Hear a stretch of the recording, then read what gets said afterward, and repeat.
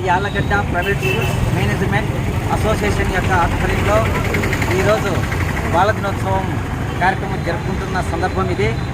మరి మన భారతదేశ స్వతంత్ర సమరయోధుడు, స్వతంత్ర భారత తొలి ప్రధాని పండిత్ జవహర్లాల్ నెహ్రూ జయంతి పురస్కరించుకొని బాల దినోత్సవం జరుపుకుంటున్నాము. మరి ప్రతి సంవత్సరము మా యొక్క పాఠశాలల్లో విద్యార్థులతో మమేకమై క్రీడల పోటీ పెడుతూ జరుపుకుంటున్నాము.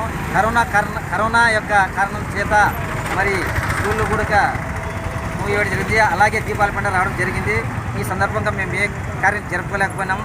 అందుకోసం ఈరోజు ఈ యొక్క ఆళ్ళగడ్డలోని మినీ టాకీస్ వద్ద గాంధీ విగ్రహం వద్ద నెహ్రూ చిత్రపటానికి మేము ఈ యొక్క బాలల చేత పూలదండ ఇప్పించి నివాళి అర్పించడం జరిగింది.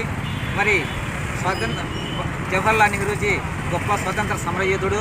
అలాగే మన మొదటి ప్రధానిగా మన దేశానికి ఎన్నో అభివృద్ధి కార్యక్రమాలు చేసి మన భారతదేశాన్ని ముందు ప్రతిపాలనటువంటి సంగతి అందరికీ తెలుసు.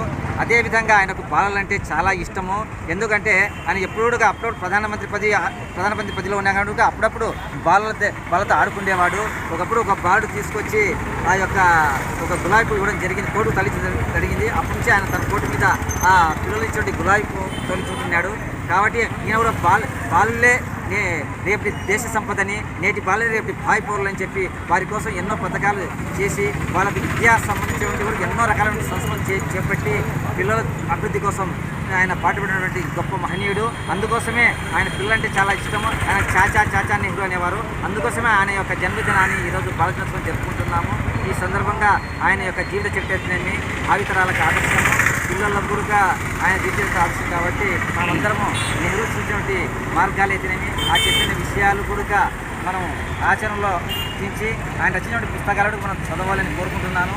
ఈ సందర్భంగా అందరికీ కూడా నేను శుభాకాంక్షలు తెలుపుకుంటూ అలాగే దీపావళి పండుగ సందర్భం కూడా మా ఆళ్ళగడ్డ ప్రైవేట్ స్కూల్ అసోసియేషన్ తరఫున అందరికీ కూడా శుభాకాంక్షలు.